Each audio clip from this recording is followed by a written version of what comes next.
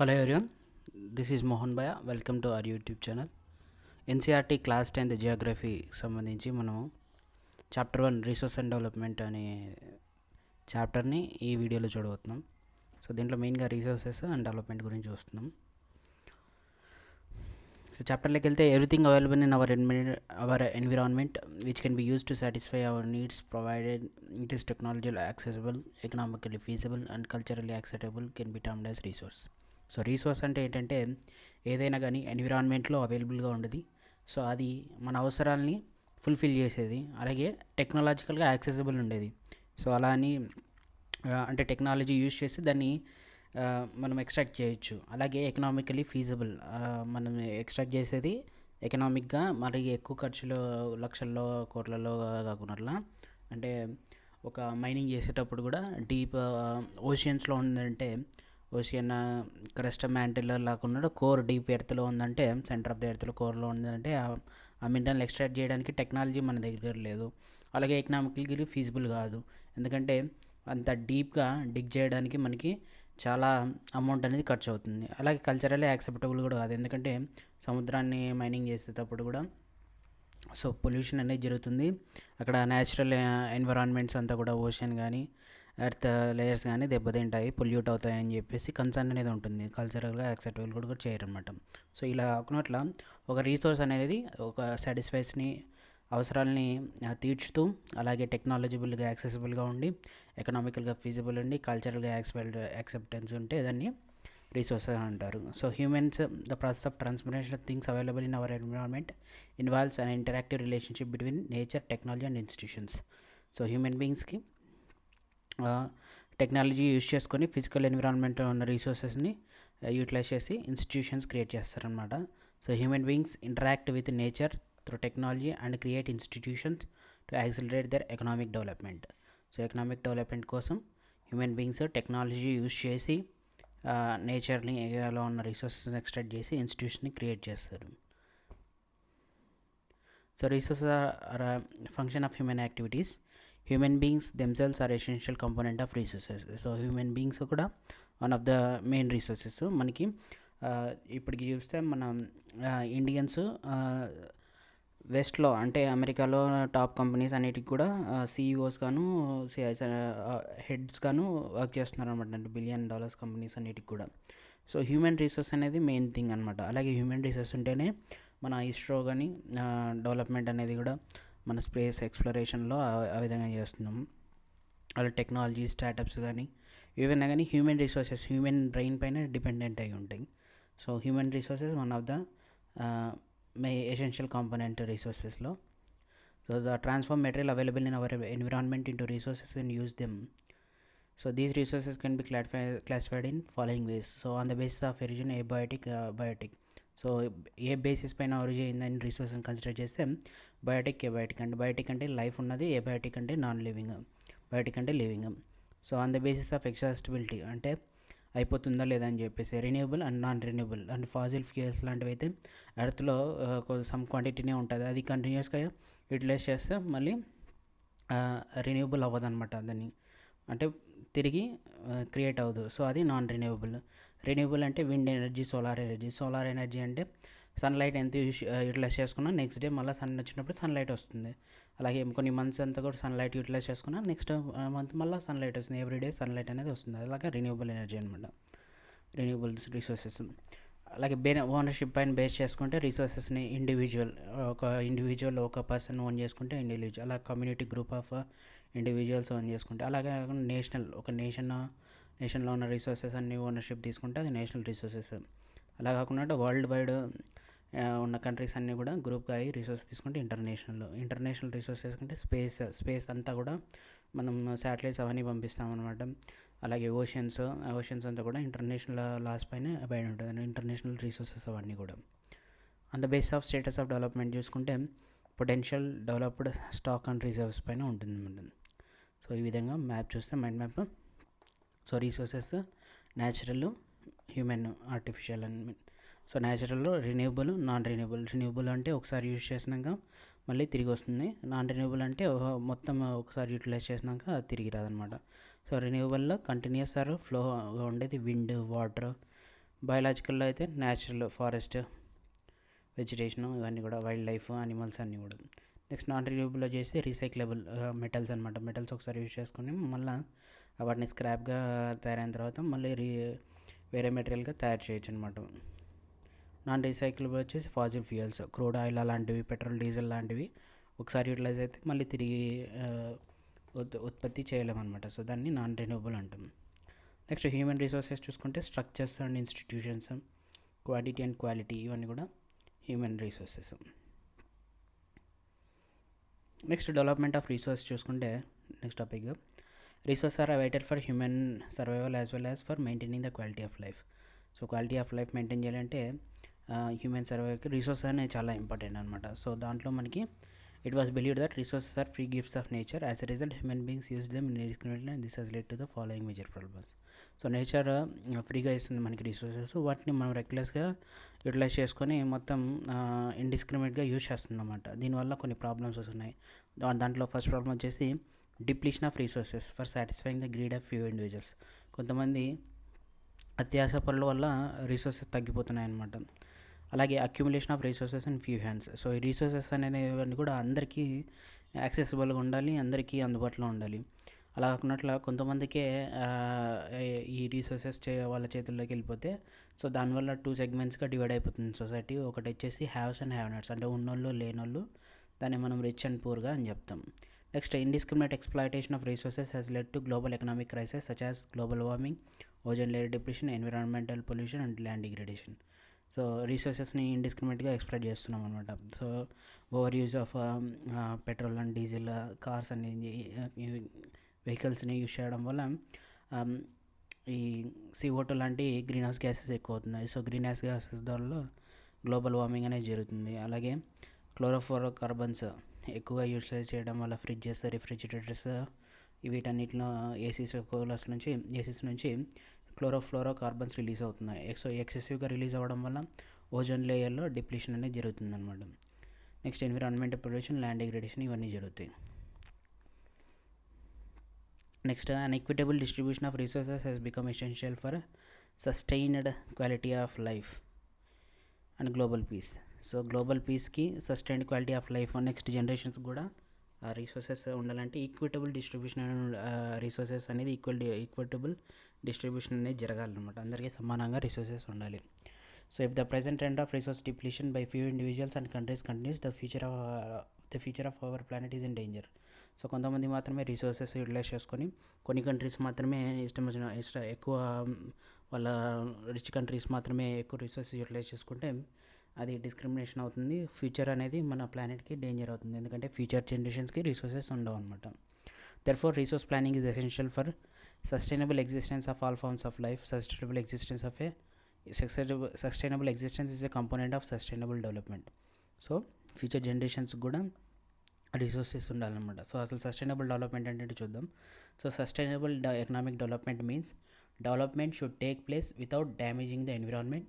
Development in the present should not compromise with the needs of the future generation. So development అంటే ఎన్విరాన్మెంట్ని damage చేయకూడదు, అలాగే ఇప్పుడున్న development అనేది నెక్స్ట్ జనరేషన్స్కి కూడా ఉపయోగపడాలి. ఇప్పుడు ఉన్న రిసోర్సెస్ నెక్స్ట్ జనరేషన్స్కి కూడా అవైలబుల్గా ఉండాలి. అంటే development in the present should not compromise with the needs of the future generation. So next future జనరేషన్స్కి ఉన్న అవసరమైన రిసోర్సెస్ని మొత్తం మనమే డిప్లీట్ చేయకున్నట్ల మన డెవలప్మెంట్ అనేది సస్టైనబుల్గా ఉండాలి, నెక్స్ట్ జనరేషన్స్కి కూడా ఉపయోగపడేటట్టుగా ఉండాలి, వాళ్ళ అవసరాలను కూడా తీర్చే విధంగా ఉండాలి. సో రియో డి జనైరోలో ఎర్త్ సమ్మిట్ అనేది జరిగింది 1992లో. దీంట్లో 100 కంట్రీస్ పైన టాప్ హెడ్స్ అందరూ కూడా కలిసారనమాట. రియో డి జనైరో బ్రెజిల్లోన first time international earth summit అనేది జరిగింది. దీని సమ్మిట్లో మనకి కొన్ని అర్జెంట్ ప్రాబ్లమ్స్ అయిన ఎన్విరాన్మెంటల్ ప్రొటెక్షన్ గురించి, అలాగే సోషో ఎకనామిక్ డెవలప్మెంట్ అట్లా గ్లోబల్ లెవెల్ గురించి డిస్కస్ చేశారనమాట. ఈ లీడర్స్ అందరూ కూడా ఒక డిక్లరేషన్ డిక్లేర్ చేశారనమాట. అది global climatic change and biological diversity. ఈ డిక్లరేషన్ ద్వారా రియో కన్వెన్షన్లో global forest principles and adopted agenda 21 for achieving sustainable development in the 21st century. So 21st centuryలో సస్టైనబుల్ డెవలప్మెంట్ అచీవ్ చేయడానికి అజెండా 21ని అడాప్ట్ చేసుకున్నారనమాట. So ఈ అజెండా 21 అంటే ఏంటో చూస్తే ఇది వరల్డ్ లీడర్స్ అందరూ కూడా 1919లో డిక్లరేషన్ చేసి సైన్ చేసిందనమాట. United Nations conference on environment and development council, development UNCED council కాదు, which took place at Rio de Janeiro, Brazil. It aims at achieving global sustainable development. So గ్లోబల్గా sustainable development అంటే ఈ development అనేది nature ఎన్విరాన్మెంట్ని damage చేయకుండా next generation నీడ్స్ని fulfil చేసే విధంగా ఉండాలని చెప్పేసి ఎజెండా 21ని తీసుకొచ్చారనమాట. సో ఈ ఎజెండా ఏం చేస్తుందంటే మెయిన్గా ఎన్విరాన్మెంటల్ డ్యామేజ్ని కాంబాట్ చేస్తుంది, అలాగే poverty, disease through global cooperation and common interest, mutual needs and shared responsibilities. Global లెవెల్లో కోఆపరేషన్ చేసుకుంటూ మ్యూచువల్ నీడ్స్ని, ఇంట్రెస్ట్ని చూపిస్తూ ఎన్విరాన్మెంట్ డ్యామేజ్ కాకుండా పవర్టీ పైన అలాగే డిసీజ్ కంట్రోల్ పైన ఫోకస్ చేస్తుంది అనమాట. సో ఈ ఎజెండా 21 అనేది మెయిన్గా ఇంటర్నేషనల్ లెవెల్లోనే కాకుండా లోకల్గా ఓన్ అజెండా 21ని కూడా క్రియేట్ చేయడానికి మేజర్ ఆబ్జెక్టివ్ అనుగా ఉందన్నమాట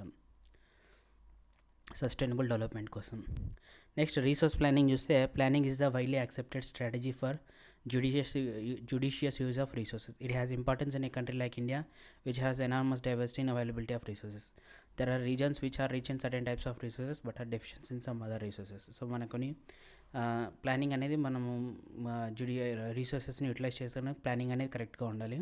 సో ప్లానింగ్ లేకున్నట్ల ఒక 1 ఇయర్లోనే మొత్తం రీసోర్సెస్ అంతా ఎక్స్ట్రాక్ట్ చేసేస్తే అది వేస్ట్ అయిపోతుంది అనమాట. అలా కాకుండా ప్లానింగ్ మనకి ఎంత అవసరం ఉందో అంత మాత్రమే రీసోర్సెస్ని ఎక్స్ట్రాక్ట్ చేయాలి.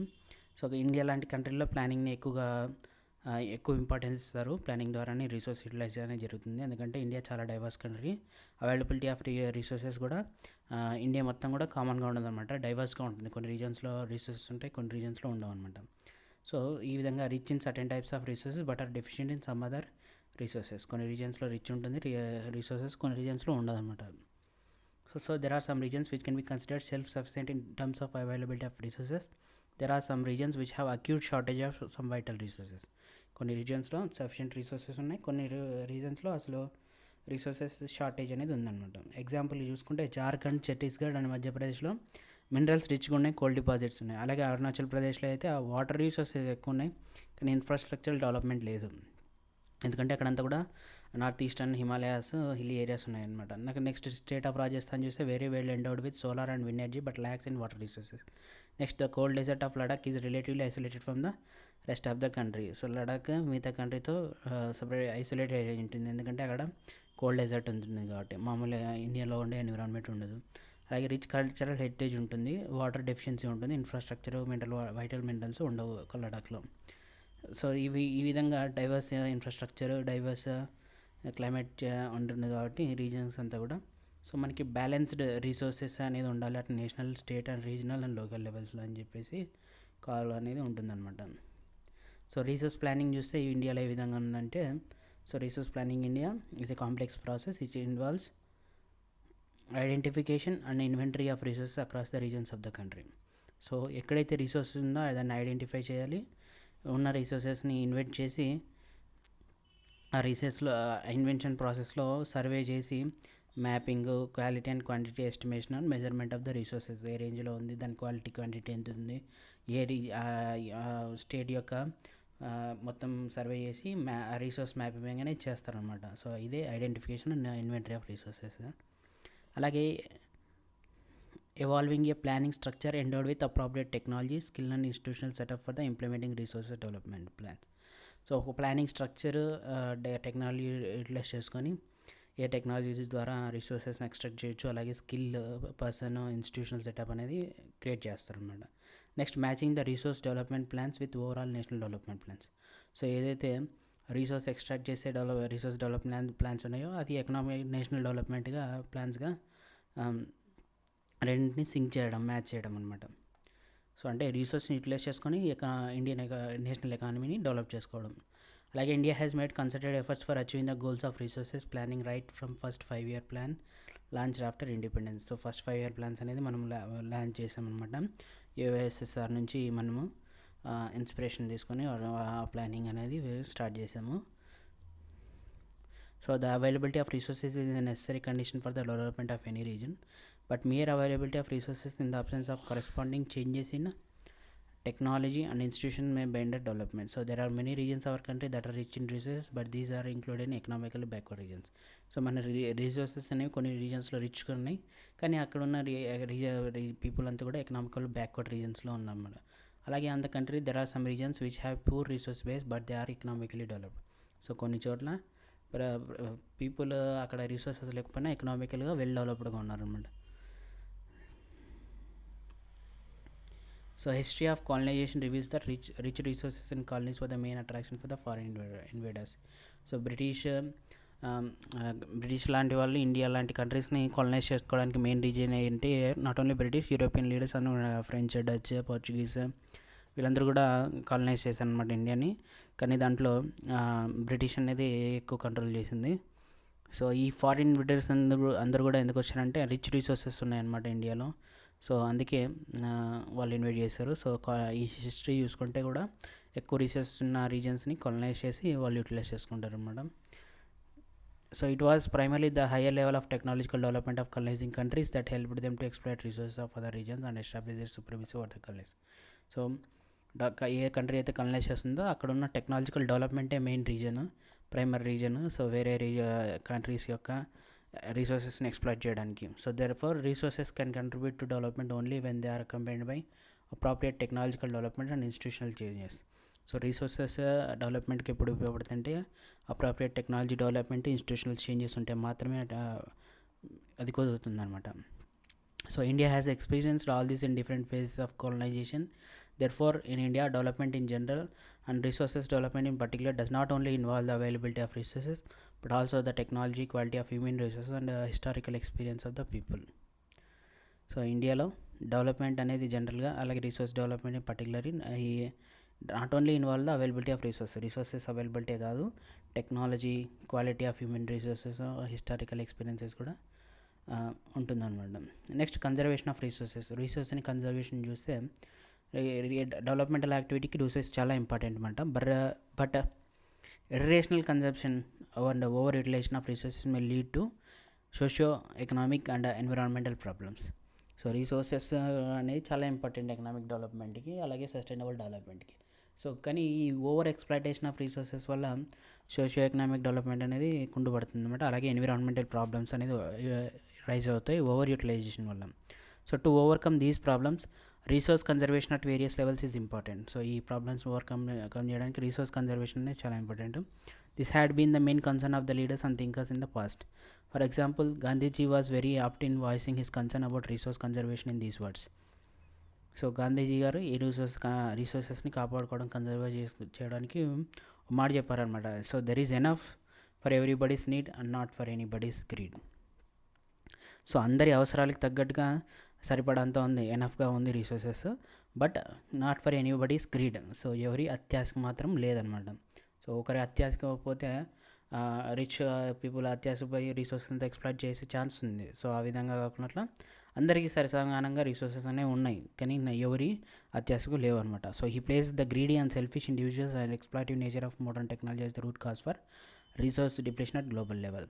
సో గాంధీజీ చెప్పిందంటే ఒకరి అత్యాశ, స్వార్థం వల్లనే ఈ రిసోర్సెస్ అనేవి టెక్నాలజీని యూటిలైజ్ చేసుకొని గ్లోబల్ లెవెల్లో రిసోర్సెస్ అనేవి తగ్గిపోతున్నాయని చెప్పారు. So he was against mass production and wanted to replace it with production by the masses. So mass production అంటే హ్యూజ్ క్వాంటిటీలో ప్రొడక్షన్ కాకుండా హ్యూజ్ పీపుల్ ఇన్వాల్వ్ అయ్యి రీప్లేస్ చేయాలి mass production by masses, production by the people, large quantity of people. Next, at the international level, Club of Rome advocated resource conservation for the first time in a more systematic way in 1968, subsequently in 1974. So Gandhian philosophy once again represented by Schwammer in his book Small is Beautiful. So Gandhiji యొక్క philosophy ఇక్కడ కూడా represent చేశారు అనమాట. Small is beautiful అంటే small క్వాంటిటీలో resource extract చేయడం beautiful అని చెప్పారు. The seminal contribution with the respect to resource conservation at global level was made by the Brundtland Commission report 1987. This report introduced the concept of sustainable development. So Brundtland commission sustainable development అనే concept తీసుకొచ్చింది, అలాగే resource conserve చేయాలని చెప్పేసి కూడా advocate చేసింది అనమాట. దీన్ని our common future అనే బుక్లో పబ్లిష్ చేశారనమాట. సో అనదర్ సిగ్నిఫికెంట్ కంట్రిబ్యూషన్ అనేది తర్వాత ఎర్త్ సమ్మిట్ రియో డి జనీరోలో జరిగింది. మనం అజెండా 21ని తీసుకొచ్చామన్నమాట, ఇంతకుముందు డిస్కస్ చేసినట్టు. నెక్స్ట్ రిసోర్సెస్లో చూసుకుంటే మనకి ల్యాండ్, వాటర్, ఈ విధంగా ఎయిర్ రిసోర్సెస్ ఇవన్నీ ఉన్నాయన్నమాట. సో దాంట్లో మనకి ల్యాండ్ అనేది మెయిన్. సో ఎందుకంటే మనం ల్యాండ్ పైన నివసిస్తాము, అలాగే ల్యాండ్ పైన మనం అగ్రికల్చర్ మెయిన్ అగ్రికల్చర్ అనేది చేసి ఫుడ్ని క్రియేట్ చేసుకుంటాం. సో ల్యాండ్ అనేది మెయిన్ ఇంపార్టెంట్ రిసోర్సెస్. ల్యాండ్ పైనే మనం బతుకుతున్నాం అనమాట, ఎర్త్ పైన ల్యాండ్ ఉంది కాబట్టి. So economic activities on land, we perform our economic activities on land, we use it different ways. So land is a natural resource of utmost importance. అన్ని natural రిసోర్సెస్లో land చాలా important. ఇది natural వెజిటేషన్ని మనం అగ్రికల్చర్ని చేయడానికి, అలాగే wild lifes పెరుగుతుంటే ల్యాండ్ పైన, హ్యూమన్ లైఫ్ మనం బతుకుతున్నాం, అలాగే ఎకనామిక్ యాక్టివిటీస్, ట్రాన్స్పోర్ట్, కమ్యూనికేషన్ ఇవన్నీ జరుగుతుంది. సో ల్యాండ్ అనేది చాలా important asset of a finite magnitude, therefore it is important to use the available land for various purpose with careful planning. So land అనేది చాలా important resources, కేర్ఫుల్గా planning ద్వారా మనం ల్యాండ్ని యూటిలైజ్ చేసుకోవాలి. సో మనకి ల్యాండ్ ఇండియా చూసుకుంటే, ఇండియాలో ప్లెయిన్స్ మనకి 43% ఉన్నాయి. అంటే ప్లెయిన్స్ అంటే నార్మల్గా ఉంటాయి, మౌంటైన్స్ ఇవన్నీ ఏమి ఉండవు అనమాట. అలాగే హిమాలయన్ మౌంటైన్స్, మనకి eastern Ghats, north eastern Himalayas, ఇవన్నీ మౌంటైన్స్ మనకి 30% ఉన్నాయి ఇండియన్ జియోగ్రఫీలో.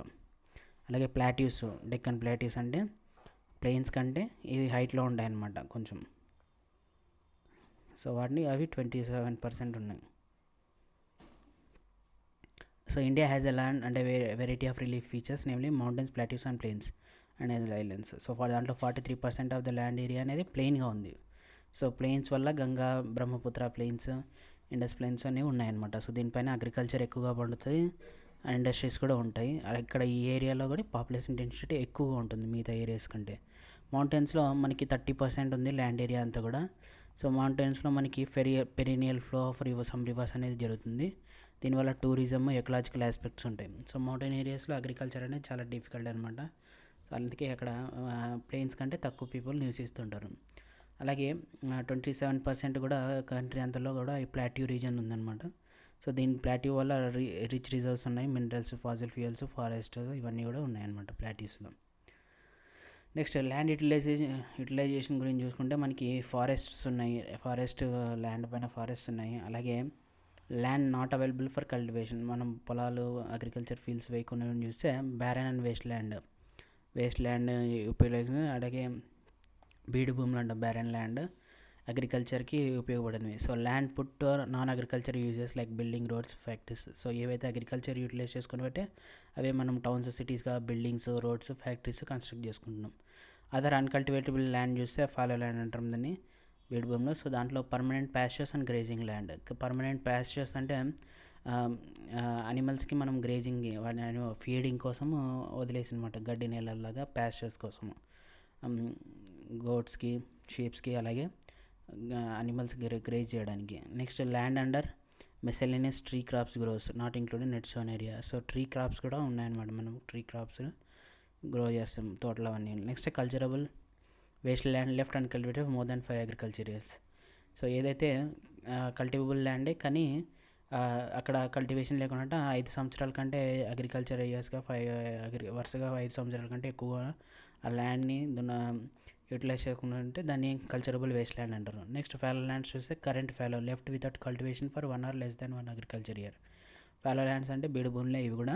సో 1 year అంతకంటే ఎక్కువ, 1 year అంతకంటే ఏ ఇయర్లో క్రాప్స్ ఏం వేయకుండా కల్టివేట్ చేయకుంటే దాన్ని కరెంట్ ఫాలో ఇయర్ అంటారు. సో అదర్ దాని కరెంట్ ఫాలో అంటే 1 to 5 years వరకు అగ్రికల్చర్ ఇయర్స్లో దాన్ని కల్టివేట్ చేయకుంటే అది కరెంట్ ఫాలో ల్యాండ్ అంటారు, అదర్ దాని current fallow land. Next sown area అనేది net sown area. So net sown area అనేది physical extent of land and which crops are sown harvested is known as net sown area. So available ల్యాండ్కి ఏరియాలో cultivate చేసి ఆ area నుంచి అంటే crops ఏవైతే so చేస్తారో సో అవి హార్వెస్ట్ చేసిందో ఈ ఏరియాని నెట్ సోన్ ఏరియా అంటాం అనమాట. So area sown more than once in agriculture plus net sown area is known as gross cropped area. So agriculture land ఒకసారి కంటే ఎక్కువ కల్టివేట్ చేసింది, అలాగే నెట్ సోన్ ఏరియా కలిపితే gross cropped area. So land use pattern in India చూస్తే the use of land in is determine by both physical and human factors. So physical అంటే land topography, climate, soil types అనేది ఉంటుంది అనమాట. అదే human factors చూస్తే population density, technological availability and culture and traditions ఉంటాయి. So మనకి ఇక్కడ పిక్చర్లో పై చార్ట్స్ ఇచ్చారు. సో దీంట్లో మెయిన్గా area under non agriculture uses ఉంది, అలాగే నెట్ జోన్ ఏరియా ఉంది. సో ఇది tick green area under non agriculture uses and net sown area. So more than మన ఇండియాలో 45% అంటే కూడా అగ్రికల్చర్ అండ్ అగ్రికల్చర్ రిలేటెడ్ సెక్టర్లో ఉన్నారు. సో గ్లోబల్ జీడిపిలో మాత్రం మొత్తం ఇండియన్ జీడిపిలో మాత్రం అగ్రికల్చర్ అనేది 25% కంటే ఎక్కువగా ఉంది. సో అంతకుమించి ఎక్కువ లేదు, అంటే 45% పీపుల్ ఇన్వాల్వ్ అయ్యింది అగ్రికల్చర్లోనే. So more than half of అనేది ఉందన్నమాట జీడిపి కాంట్రిబ్యూషన్లో. నెక్స్ట్ ఫారెస్ట్ చూసుకుంటే, ఫారెస్ట్ ఇది పై చార్ట్స్ ఒకటేమో 1960-61లో సంబంధించి, ఇంకేమో 2014 and 15కి సంబంధించింది ఇది. So current fallow land, fallow other than current fallow, culturable waste land, area under miscellaneous tree crops and groves, permanent pastures, grazing land, area and non agriculture uses, barren non agriculture waste land, forest అనేది ఉందన్నమాట. Next first forest, ఇది net sown area అంతా కూడా. తర్వాత culturable waste land, fallow other than current fallow, ఈ విధంగా ఉందన్నమాట ఈ రెండుని కంపేర్ చేస్తే. Next total geographical area of India చూస్తే 3.28 మిలియన్ స్క్వేర్ కిలోమీటర్లు ఉంది. దాంట్లో ల్యాండ్ యూజ్ డేటా మనం ఎంతైతే ల్యాండ్ యూజ్ చేసుకున్నాం డేటా ప్రకారం అయితే మనకి అవైలబుల్గా ఉండింది డేటా 93% ఆఫ్సే ఉందన్నమాట జియోగ్రఫికల్ ఏరియాకి, మిగతా ఏరియాకి లేదనమాట.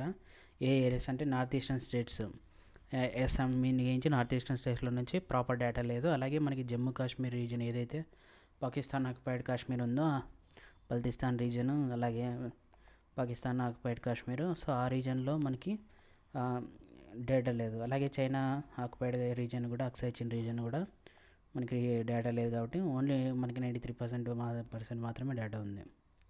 సో ఆ డేటాని యూజ్ చేసుకొని నేను క్రియేట్ చేసింది ఈ పై charts. So land under permanent Pasteur has also decreased. So permanent Pasteur కింద కూడా ల్యాండ్ అనేది డిక్రీజ్ అయిందనమాట cultivation. So how are we able to feed our huge cattle population on this on this pasture land? What are consequent? Most of the other than the current file lands are either of poor quality or the cost of cultivation of such lands is very high. Hence these lands are cultivated once or twice in about 2 to 3 years, and if these are included in the net zone area, then the percentage of net zone area in India comes to 54% of the total reporting area. So the pattern of net zone area varies greatly from one state to another. So net sown area అనేది 54% అనేది ఉందన్నమాట reporting area ప్రకారం ఇండియాలో. So pattern of net zone అనేది ఒక ఏరియాకి మారుతుందన్నమాట. So Punjab, Haryana రీజన్స్లో అయితే almost 80% అనేది కూడా కల్టివబుల్ ల్యాండ్ ఉంది, అందుకే నెట్ జోన్ ఏరియా అంత ఉంటుంది. అదే అరుణాచల్ ప్రదేశ్, మిజోరాం, మణిపూర్, నికోబార్ ఐలాండ్స్ 10% ఉంటుంది. ఇది ఎందుకంటే నార్త్ ఈస్టర్న్ హిమాలయాస్ అంత హిల్లీ టెరైన్స్ అంతా ఉంటుంది కాబట్టి అక్కడ కల్టివేషన్కి ప్లెయిన్ ఏరియాస్ ఉండవు. సో అందుకే అక్కడ ఆ కంట్రీస్లో ఆ స్టేట్స్లో 10% ఉంటుంది నెట్ జోన్ ఏరియా అనేది. నెక్స్ట్ ఫారెస్ట్ ఏరియా చూసుకుంటే చాలా లోయర్గా ఉంది. సో ఆల్మోస్ట్ 33% ఉండాలని చెప్తాం. నేషనల్ ఫారెస్ట్ పాలసీ 1952 ప్రకారం మనం డిజైర్ అనుకున్నది 33%, కానీ దానికంటే తక్కువ ఉందన్నమాట ఫారెస్ట్ కవర్ అనేది. So it was considered essential for the maintenance of the ecological balance, ఎందుకంటే livelihoods of million people who live on the fringes of these forest depend upon it. So మనకి forest ఉంటేనే మనకి oxygen వస్తుంది, అలాగే natural vegetation ఏదైతే forest vegetation అది ఉంటుంది, అలాగే వైల్డ్ లైఫ్ ప్రొటెక్షన్ జరుగుతుంది ఫారెస్ట్లో, ఇవన్నీ ఉంటుంది. సో ఆ ఫారెస్ట్ డిప్లీట్ అయితే మనకి న్యాచురల్ రిసోర్సెస్ కూడా డిప్లీట్ అయినట్టే. A part of the land is termed as wasteland and land put to other non-agriculture uses. Wasteland includes rocky, arid and desert areas, and land put to other non-agriculture uses include settlements, roads, railways, industry, etc. So continuous use of land over a long period of time without taking appropriate measures to conserve and manage it has resulted in land degradation. This in turn has serious repercussions on society and the environment.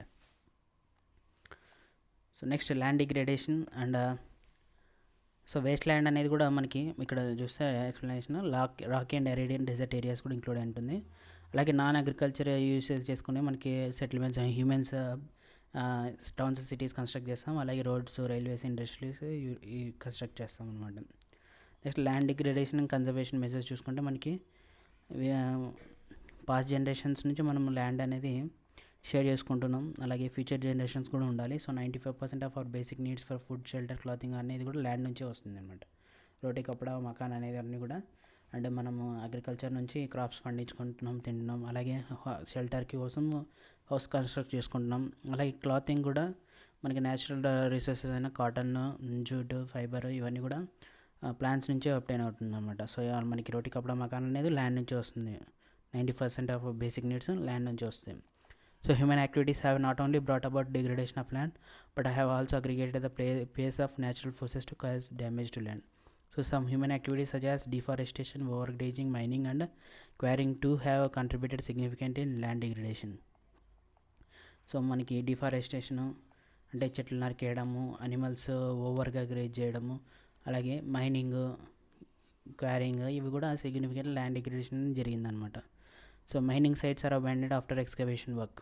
So resources excavation కోసం mining చేసి ఆ mining సైట్స్ని భారీగా scars, traces అన్నీ చేసిన తర్వాత deep scars అలాగే వదిలేస్తున్నాం, వాటిని fill చేయట్లేదు. దానివల్ల అవి నెక్స్ట్ కొన్ని జనరేషన్స్ వరకు అగ్రికల్చర్ అంటే ప్లెయిన్గా ఉండవు, బరీస్గా ట్రేసెస్, స్కార్స్ ఉంటాయి. సో దానివల్ల అక్కడ కల్టివేషన్ జరగదు, హ్యూమన్ సెటిల్మెంట్ ఉండదు, కమ్యూనికేషన్స్ లాంటి రైల్వేస్ కానీ రోడ్స్ కానీ కన్స్ట్రక్ట్ చేయడానికి ఉండదు అనమాట. సో ఈ విధంగా ల్యాండ్ రిసోర్సెస్ని డిగ్రేడ్ చేస్తున్నాం. లైక్ జార్ఖండ్, ఛత్తీస్గఢ్, మధ్యప్రదేశ్ అండ్ ఒడిశాలో డిఫారెస్టేషన్ అనేది మైనింగ్ వల్లనే జరుగుతుంది. అలాగే గుజరాత్, రాజస్థాన్, మధ్యప్రదేశ్, మహారాష్ట్రలో అయితే ఓవర్ గ్రేజింగ్ జరుగుతుంది అండ్ దీనివల్ల ల్యాండ్ డిగ్రేడ్ అవుతుంది. నెక్స్ట్ పంజాబ్, హర్యానా, వెస్టర్న్ ఉత్తరప్రదేశ్లో అయితే ఓవర్ గ్రేజింగ్ మెయిన్ రెస్పాన్సిబుల్. అలాగే degradation due to water logging leading to increase in salinity and alkalinity in the soil. Punjab and Haryana, western ఉత్తరప్రదేశ్లో గంగా నది, ఇండస్ రివర్స్ అన్నీ ఉన్నాయి. సో దానివల్ల ఇరిగేషన్ ఫెసిలిటీస్ ఎక్కువగా ఉండడం వల్ల అగ్రికల్చర్ అనేది త్రీ టైమ్స్ అనేది యూటిలైజ్ చేసుకుంటారు. క్రాప్స్ అనేది 3 times per yearగా వేస్తారు అనమాట. దీనివల్ల సెలినిటీ అనేది ఇంక్రీజ్ అవుతుంది, ఆల్కలినిటీ అనేది ఇంక్రీజ్ అవుతుంది సాయిల్లో. ఈ విధంగా ల్యాండ్ డిగ్రేడ్ అవుతుంది. అలాగే mineral processing like grinding lime stone for cement industry and calcite and soapstone for ceramic industry generate huge quantity of dust in the atmosphere. So cement industry, calcite and సోప్స్టోన్లోన వాటిని extract చేసేటప్పుడు ప్రాసెసింగ్లో అంతా కూడా dust create అవుతుంది. దానివల్ల atmosphere, air pollution అనేది జరుగుతుంది. It retards the process of infiltration of water into the soil after it settles on the land. In recent years industrial effluents as waste as major source of land and water pollution many parts of the country. So resource industrial ఎఫ్లుయెన్స్లో ఈ వేస్టే majors land and water పొల్యూషన్కి కారణం అనమాట, industrial waste. So there are many ways to solve the problems of land degradation. So దీంట్లో first one వచ్చేసి ఎఫారెస్టెన్స్ అంటే చెట్లను ఎక్కువగా పెంచడం, ఫారెస్ట్ కవర్ని ఇంక్రీజ్ చేయడం, అలాగే proper management of grazing. So అనిమల్స్ని ఓవర్ గ్రేజ్ చేయకున్నట్లు సో వాటికి ఇట్లా ప్రాపర్ మేనేజ్మెంట్ చేయాలి. అలాగే planting of shelter belts of lands, control and over grazing, stabilisation of sand dunes by growing thorny bushes or some methods. So planting shelter బెల్ట్స్ని create చేయడం plants సంబంధించి, అలాగే ఓవర్ గ్రేజింగ్ కంట్రోల్ చేసి ఈ sand dunes అన్నీ కూడా thorny బుషెస్ని cultivate చేయడం వల్ల స్టెబిలైజ్ చేయొచ్చు అనమాట ఎరిడ్ ఏరియాస్లో, రాజస్థాన్ లాంటి రీజన్స్లోను. అలాగే proper management of waste lands, control of mining activities, proper discharge and disposal of industry effluence and waste and after treatment can reduce land and water degradation industrial suburban waste. So waste lands mining activities తర్వాత ఆ వేస్ట్ని కూడా ప్రాపర్గా control చేయాలి. అలాగే waste disposal అన్నీ కూడా industrial effluents water and రివర్స్లోకి వదులుకున్నట్ల వేస్ట్ వాటర్ ట్రీట్మెంట్ అనేది జరగాలి. సో దాని ద్వారా వాటర్ పొల్యూషన్, ఎయిర్ పొల్యూషన్ జరగదు. Next soil as a resources. Soil చూసుకుంటే మనకి ఇండియాలో 45% పీపుల్ అంతా కూడా అగ్రికల్చర్ పైన డిపెండ్ అయి ఉంటారు. సో సాయిల్ యూటిలైజ్ చేసుకొని మనకి సాయిల్లో న్యాచురల్ రిసోర్సెస్, మినరల్స్ ఉంటేనే సాయిల్ బాగా కల్టివేట్ అవుతుంది. సాయిల్లో రిసోర్సెస్ ఉంటే క్రాప్స్ బాగా గ్రో అవుతాయి. క్రాప్స్ గ్రో అవుతానే పీపుల్ ఎవరైతే అగ్రికల్చర్ పైన డిపెండ్ అయినారో వాళ్ళు సస్టైనబుల్గా హ్యాపీగా ఉంటారు, డెవలప్మెంట్ అనేది జరుగుతుంది. సో అలాంటి మెయిన్ రిసోర్సెస్ సాయిల్ అనమాట. సాయిల్ డిప్లీషన్ జరిగితే, సాయిల్ డిగ్రేడేషన్ జరిగితే చాలా ప్రాబ్లం వస్తుంది అనమాట. So soil is a living system. It takes millions of years to form up to a few centimetres in depth. So soil depletion, soil erosion అనేది కొన్ని మంత్స్లో, ఇయర్స్లో జరిగిపోతుంది. కానీ అదే సాయిల్ ఫార్మేషన్ అనేది కొన్ని మిలియన్ ఇయర్స్ పడుతుంది అనమాట. So relief, parent rock or bed rock, climate, vegetation, other forms of life and time are important factors in the formation of soil. Various forces of nature such as change in temperature, actions of running water, wind and glaciers, activities of decomposers etc. contribute to the formation of soil. So ఈ denudation process ఇవన్నీ కూడా main soil formation చేసే process అన్నీ కూడా. So chemical and organic changes which take place in the soil are equally important. Soil also consists of organic, humus and inorganic materials. So మనకి ఇక్కడ పిక్చర్లో చూస్తే సాయిల్ ప్రొఫైల్ అనమాట దీన్ని. So top soil, upper soil layer, soil కింద sub soil ఉంటుంది. దీంట్లో విదర్డ్ racks, sand, silt, clay ఉంటుంది. దీని కింద సబ్స్ట్రేటమ్ ఉంటుంది, rock material, parent rock material ఉంటుంది. సో ఇక్కడ నుంచి సాయిల్ ఫార్మేషన్ జరుగుతుంది కాబట్టి దీన్ని సబ్స్ట్రేటమ్, పేరెంట్ రాక్ మెటీరియల్ అంటాము. సో అన్విదర్డ్ పేరెంట్ బెడ్ రాక్ ఇది ఇంకా అన్విదర్డ్ అంటే ఇక్కడ విదరింగ్ ఏం జరగదు, పేరెంట్ బెడ్ రాక్ ఇది చాలా స్ట్రాంగ్గా ఉంటుంది అన్నమాట. సో ఇది అన్విదర్డ్ పేరెంట్ బెడ్ రాక్. ఇది parent rock material which is weathered, ఇది సబ్ సాయిల్, అదే అప్పర్ టాప్ మోస్ట్ సాయిల్, అది సాయిల్ ప్రొఫైల్ అది. Next on the basis of factors responsible for soil formation, colour, thickness, texture, age, chemical and physical properties, the soils of India are classified in different types. So దాంట్లో classification of soil చూస్తే India has very relief features, land forms, climatic regimes and vegetation types. These have contributed in the development of various types of soils. So the alluvial soils, this is the most wide so types of సాయిల్స్లో main alluvial soil, ఇది widely spread అనేది ఇండియాలో మొత్తం కూడా. So entire northern plains, Indus, Brahmaputra and Ganga plains అన్నీ కూడా alluvial సాయిలే ఉంటుంది. దీంట్లో మెయిన్గా స్టేట్స్ వచ్చేసి రాజస్థాన్, గుజరాత్, అలాగే eastern coastal planes, Krishna, Godavari ఈ రివర్స్ నుంచి కూడా డెల్టాస్, ఇవన్నీ ఫార్మేషన్ ఏదైతే మహానది, గోదావరి, కృష్ణా రివర్స్, కావేరీ రివర్స్ ఉన్నాయో ఆ డెల్టా ఏరియాస్ అంతా కూడా అల్యూవియల్ సాయిల్ ఉంటుంది. సో అల్యూవియల్ సాయిల్ అనేది చాలా ఫర్టిలిటీ ఎక్కువ ఉన్న సాయిల్. దీంట్లో శాండ్, సిల్ట్, క్లే ఉంటుంది. అలాగే as we move inlands towards the river valley, soil particles appear somewhat bigger in size. In the upper reaches of the river valley near the place of break of slopes, the soils are coarse. So such soils are most common in pediment plains such as dwarfs, coas and terrae. Apart from the size of their grains or components, soils are described on the basis of their age. So soil formation బట్టి కూడా దాని ఏజ్ని బట్టి కూడా చెప్తారనమాట. So old alluvial సాయిల్ని బంగార్ అంటారు, new alluvial సాయిల్ని కాడర్ అంటారు. సో హిమాలయాస్ మౌంటైన్స్ నుంచి రివర్స్ ఫ్లోస్ నుంచి ఫార్మేషన్ అయిందే సో బాబర్ అంటారు దీన్ని, బాబర్. తర్వాత ఎక్కడైతే బాబర్ తర్వాత టెర్రై తర్వాత alluvial soils. So first form అయింది ఓల్డ్ అల్యూవియల్ సాయిల్, తర్వాత కొత్తగా ఫామ్ అయింది new alluvial soil. So old అల్యూవియల్ని భాంగర్ అంటారు, న్యూ అల్యూవియల్ సాయిల్ని ఖాదర్ అంటారు.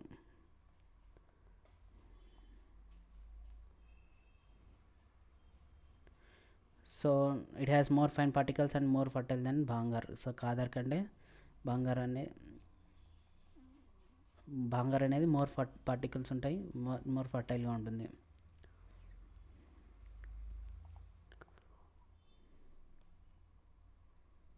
So alluvial soils as a whole are very fertile.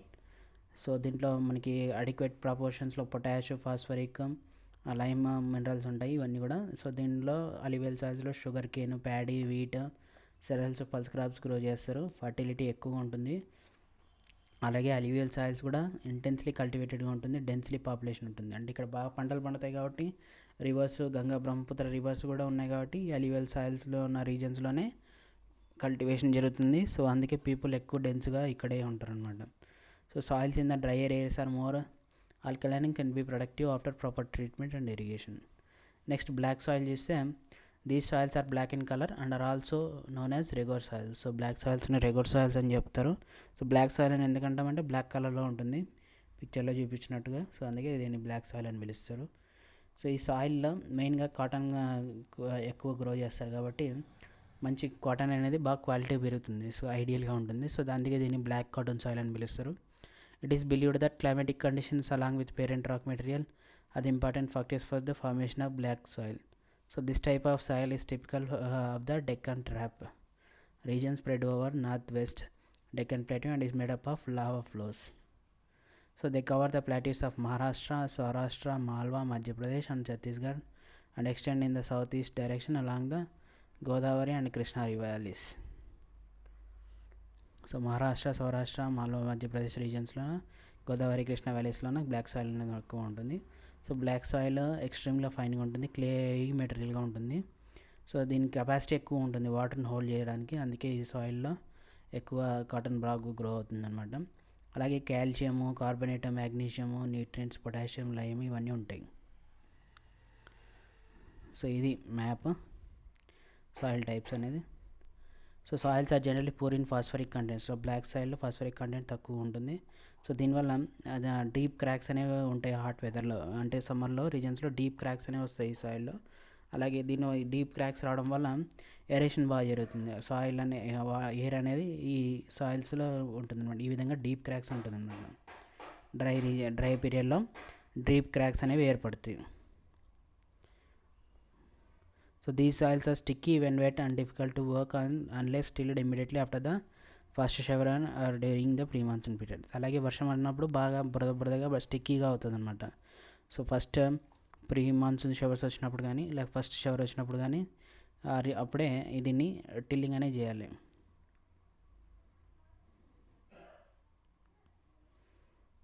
So ఒకసారి సాయిల్ మ్యాప్ చూసుకుంటే మనకి ఈ రీజన్ అంతా కూడా అలీవియల్ సాయిల్, గంగా బ్రహ్మపుత్ర ప్లెయిన్స్ ఈ రీజన్ అంతా కూడా, గుజరాత్, సంవాట్, రాజస్థాన్ ఈ రీజన్ అంతా అలీవియల్ సాయిల్ ఉంటుంది. సో మనకి తర్వాత black soil Saurashtra, Maharashtra region, some part of Andhra Pradesh, Telangana ఇదంతా బ్లాక్ సాయిల్. రెడ్ సాయిల్ ఉంటుంది. So red and yellow soil ఈ డెక్కన్ ప్లాటూ రీజన్ మొత్తం కూడా, Orissa, Chhattisgarh region, so north eastern స్టేట్స్లోను సమ్రాట్ region red and yellow soil. So next red and yellow soil గురించి చూస్తాం. So red soils crystalline igneous rocks వల్ల formation develop అవుతుంది. ఇది లో రెయిన్ఫాల్ రీజన్స్లో అయిన eastern and southern parts of Deccan ప్లాటీలో ఉంటుంది.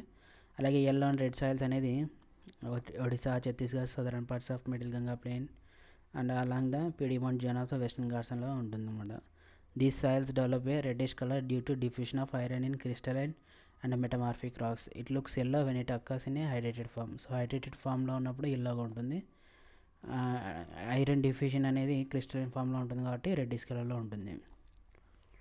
Next laterite soils. So laterite soils చూసాం. సో లేటరేట్ సాయిల్స్ అక్కడక్కడ ఉంటుందన్నమాట. సో పర్టికులర్ రీజన్లోనే ఎక్కువ ఉండదు. సో ఇవన్నీ లేటరేట్ సాయిల్స్. నార్త్ ఈస్టర్న్ రీజన్స్లో కొన్ని ప్యాచ్ రీజన్స్ ఈ విధంగా అన్ఈవెన్గా డిస్ట్రిబ్యూషన్ అనేది ఉంటుంది.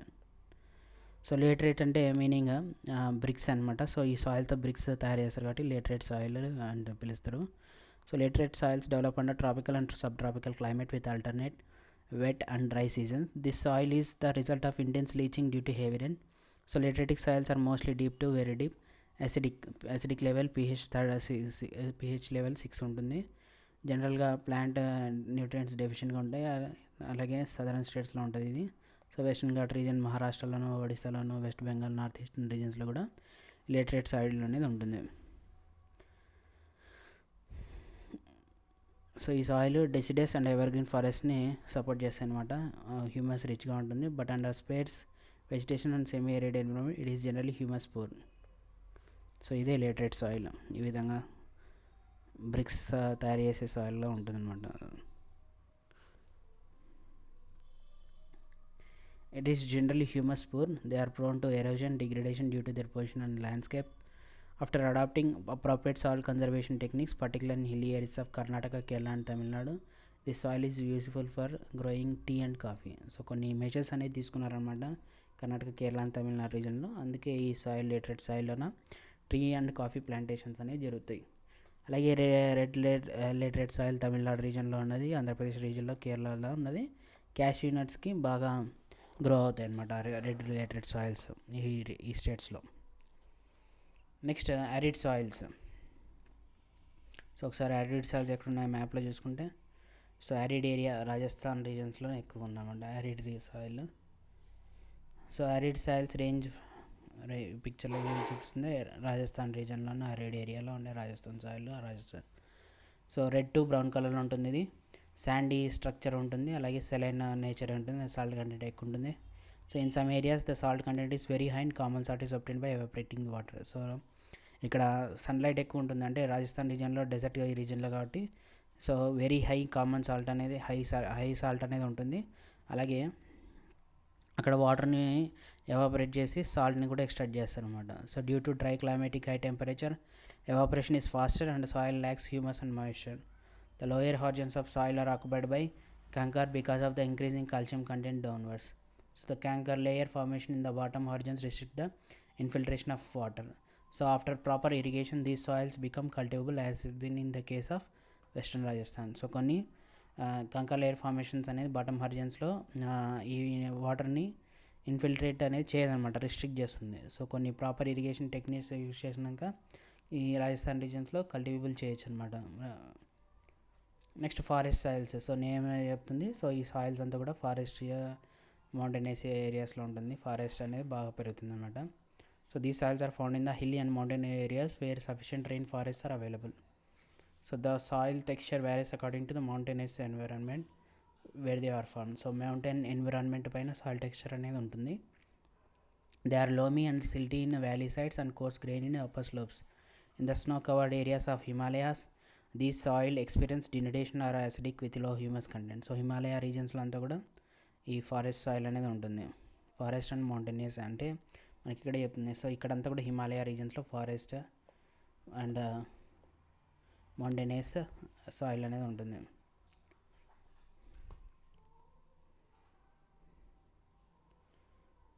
So soils found in lower parts of valley, particularly in the river terraces and elephants, are fertile.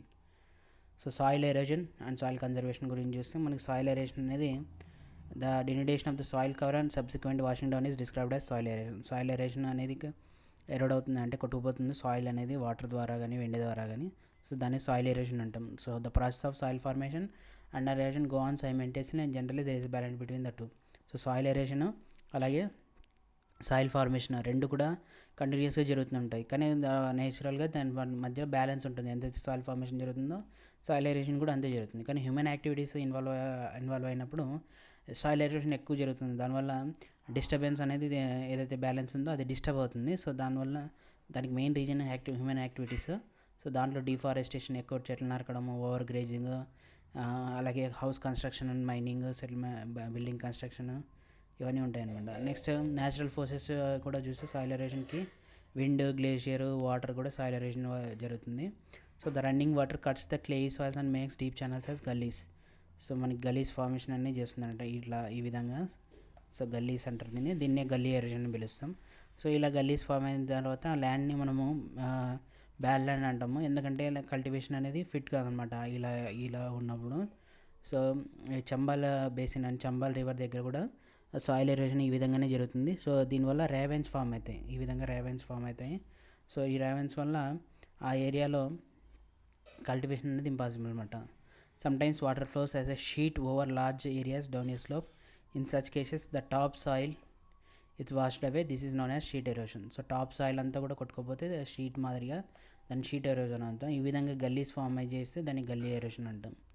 So wind blows loose soil ఆ flat and sloping land known as wind erosion. So wind వల్ల soil పైన ఉన్న loose soil అంతా కూడా విండ్కి గాలికి ఎగిరిపోతుంది అనమాట, దాన్నే విండ్ ఎరోషన్ అంటాము. Soil erosion is also cause due to defective methods of farming. So farming methods వల్ల కూడా సాయిల్ ఎరోషన్ జరుగుతుంది. Ploughing in a wrong way that up and down the slope from channels of or quick flow of water leading to soil erosion. So soil ఎరోషన్కి స్లోప్స్లో up and డౌన్లో ploughing చేస్తే soil ఈజీగా కొట్టుకుపోతుంది అనమాట. అంటే slope ఈ విధంగా స్లోప్ ఉంటే ప్లఫింగ్ కూడా, సో ఈ విధంగా ల్యాండ్ స్లోప్ ఉందనుకోండి, సో ప్లఫింగ్ కూడా దున్నడం కూడా ఈ విధంగా ఈ స్లోప్కి ప్యారలల్గా చదివితే సాయిల్ ఎరోజన్ ఇంకా ఎక్కువ జరుగుతుంది. ఆ విధంగా కాకుండా ఇట్లా క్రిస్ క్రాస్గా పర్పెండిక్యులర్గా ప్లఫింగ్ చేస్తే సాయిల్ ఎరోజన్ జరగడానికి తక్కువ ఛాన్సెస్ ఉన్నాయి అనమాట. రాంగ్ ప్లఫింగ్ మెథడ్స్ వల్ల కూడా రాంగ్ ఈ సాయిల్ ఎరోజన్ అనేది జరుగుతుంది అనమాట. Next ploughing along the counter lines can decelerate the flow of water down in the slope. So contour లైన్స్లో ఈ ప్లఫింగ్ చేస్తే దాన్ని కౌంటర్ ప్లఫింగ్ అంటారు. దీనివల్ల సాయిల్ ఎరోషన్ తగ్గుతుంది అనమాట. అలాగే steps can be cut out on slopes making terrace. So slopes పైన టెర్రస్ విధంగా స్టెప్స్ మాదిరిగా చేస్తే ఈ సాయిల్ ఎరోషన్ కూడా వెళ్ళిపోదు అనమాట. సాయిల్ ఎరోషన్ అనేది జరగదు. దీన్ని టెర్రస్ కల్టివేషన్ అంటాము. దీనివల్ల ఎరోషన్ జరగదు. So western and central Himalayas have well developed terrace farming. Large fields can be divided into strips. Strips of grass are left to grow between the crops. So this breaks up the force of the wind. This method is known as strip cropping. So planting lines of trees to create shelter also works in a similar way. Rows of such trees are sheltered belts. These shelter belts have contributed significantly to stabilization of sand dunes and stabilizing the desert in western India. So మధ్యలో ఈ strips formation చేసిన అంటే plants ఇవన్నీ cultivate చేయడం వల్ల wind ద్వారా కూడా ఈ సాయిల్ని వెళ్ళిపోకున్నట్లు ఇవి ట్రాప్ చేస్తాయి అన్నమాట. సో దీన్నే షెల్టర్ బెల్ట్స్ అంటారు. సో ఈ విధంగా సాయిల్ ఎరోషన్ని అరికట్టచ్చు అనమాట. ఇది రిసోర్సెస్ అండ్ డెవలప్మెంట్ చాప్టర్ 1. నచ్చితే ఈ వీడియో లైక్ చేయండి, మిగతా వరకు కూడా షేర్ చేయండి. Thanks for watching. Do subscribe to my channel. Next వీడియోలో నెక్స్ట్ చాప్టర్తో మళ్ళీ కలుద్దాం.